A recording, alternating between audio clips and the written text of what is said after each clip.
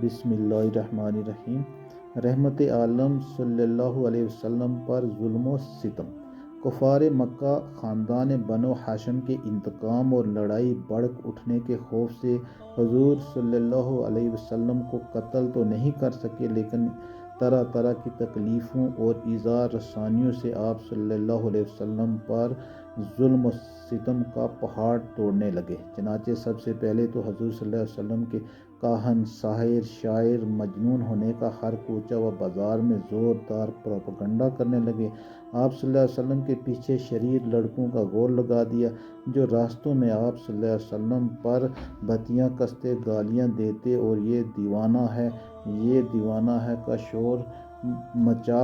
مچا کر آپ کے اوپر پتھر پھینکتے۔ کبھی کفار مکہ آپ صلی اللہ علیہ وسلم کے راستوں میں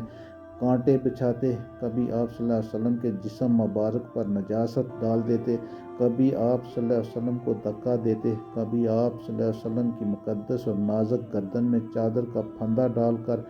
گلا گھونٹنے کی کوشش کرتے۔ روایت ہے کہ ایک مرتبہ آپ صلی اللہ علیہ وسلم حرم کعبہ میں نماز پڑھ رہے تھے کہ ایک دم سنگ دل کافر عقبہ بن معیط نے آپ صلی اللہ علیہ وسلم کے گلے میں چادر کا پھندا ڈال کر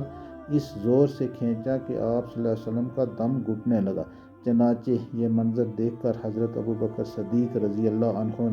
بے قرار ہو کر دوڑ پڑے اور عقبہ بن ابی معیط کو دھکا دے کر دفع کیا اور یہ کہا کہ کیا تم لوگ ایسے آدمی کو قتل کرتے ہو جو یہ کہتا ہے کہ میرا رب اللہ ہے۔ اس دھکا میں حضرت ابوبکر صدیق رضی اللہ عنہ نے کفار کو مارا بھی اور کفار کی مار بھی